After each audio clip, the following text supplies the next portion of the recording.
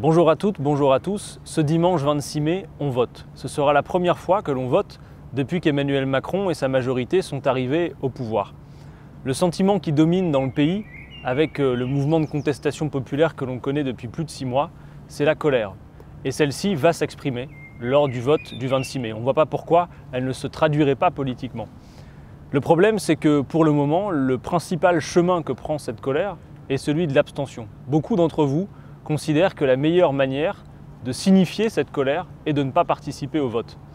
Je crois que c'est une erreur et que l'abstention fait le jeu d'Emmanuel Macron qui parie sur le fait que les gilets jaunes, les gilets de toutes les couleurs et toutes celles et ceux qui se mobilisent contre sa politique n'iront pas voter. Soyez-en sûrs, les électeurs d'Emmanuel Macron, dimanche 26 mai, mettront leur réveil matin et iront au bureau de vote. Par conséquent, ne pas y aller, c'est leur faire le tapis rouge, c'est les laisser s'exprimer à votre place. Donc l'abstention n'est pas efficace. L'autre chemin que pourrait prendre finalement ce vote du 26 mai, c'est celui d'un prétendu duel qu'on nous vend, comme si l'élection européenne était à 2 tours, alors que c'est une élection à un seul tour, à la proportionnelle. Et donc on nous vend ce duel entre M. Macron et la liste qu'il soutient, celle de Mme Loiseau, et Mme Le Pen, et sa liste du Rassemblement national avec Jordan Bardella. La vérité, c'est qu'on nous rejoue le second tour de l'élection présidentielle. Et beaucoup d'entre vous s'étaient sentis piégés lors de cette échéance électorale. Donc il ne faut pas laisser ce piège se jouer à nouveau. Je sais que parmi celles et ceux qui seraient tentés de voter pour le Rassemblement national, beaucoup croient, sans croire aux idées de Mme Le Pen dans le détail, que c'est le vote qui serait efficace pour mettre un coup de pied dans la fourmilière, un coup de pied aux fesses électorales d'Emmanuel Macron et de toute la classe politique. En réalité, c'est servir également M. Macron. Voter Le Pen, c'est aider Macron. Je m'explique, Emmanuel Macron a besoin de Marine Le Pen en face de lui pour sa survie électorale.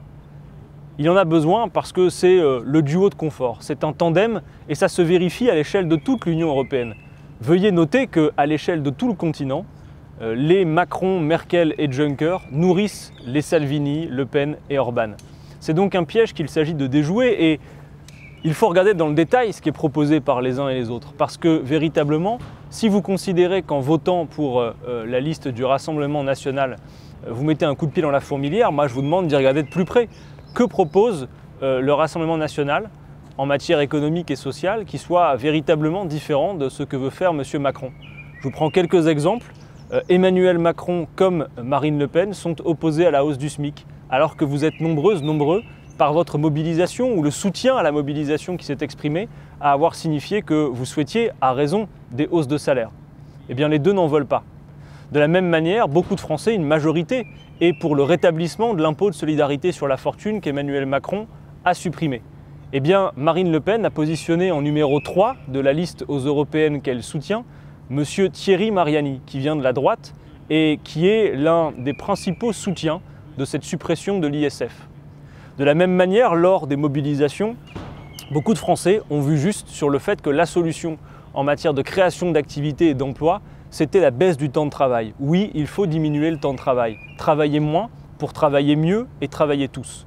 Eh bien, comme M. Macron, Mme Le Pen pense, elle, au contraire, qu'il va falloir travailler plus. Et d'ailleurs, elle le précise, elle dit dans son programme qu'il faudrait aller vers 39 heures, payer 39, c'est-à-dire que les heures supplémentaires au-delà de 35 heures ne seraient plus des heures supplémentaires.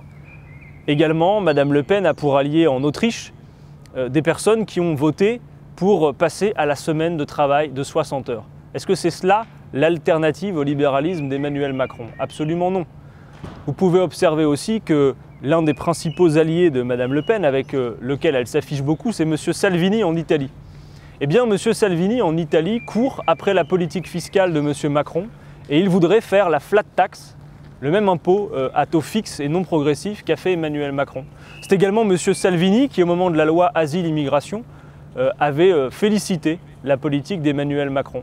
Donc voyez bien que ce duel qu'on nous vend, en vérité, est un duo de confort, c'est un tandem. Et il faut déjouer ce piège. Alors plutôt que de rendre ce service de l'abstention ou du vote Le Pen à Emmanuel Macron, dimanche 26 mai, donnez-nous de la force. Donnez de la force à la France insoumise parce que cette colère, nous la portons nous aussi, nous l'avons au cœur. Mais nous voulons lui faire dire quelque chose de positif. Nous avons à faire la planification écologique pour régler le défi climatique. Nous devons organiser le partage des richesses et la coopération entre les peuples. Et nous devons construire la paix et retrouver notre indépendance en matière géopolitique en sortant de l'OTAN, là où M. Macron et Mme Merkel nous préparent l'Europe de la défense, arrimée aux volontés des États-Unis d'Amérique et de l'OTAN. Nous avons une belle liste, un beau programme qui mérite votre attention.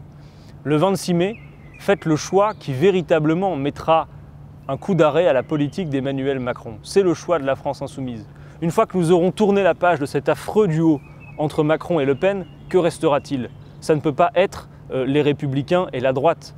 Le débat politique dans notre pays ne peut pas être résumé à soit vous détestez vos voisins, soit vous supprimez des fonctionnaires.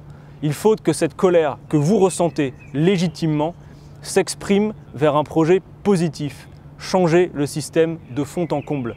Et c'est ce que nous portons avec la France Insoumise, avec un programme sérieux que je vous invite à découvrir. Dimanche 26 mai, donnez de la force à une force et ne vous laissez pas enfermer dans ce piège.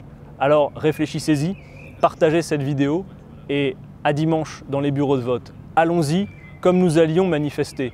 Allez au bureau de vote comme vous êtes allés pour beaucoup d'entre vous sur les ronds-points manifester, avec au cœur l'exigence de justice sociale, de justice fiscale.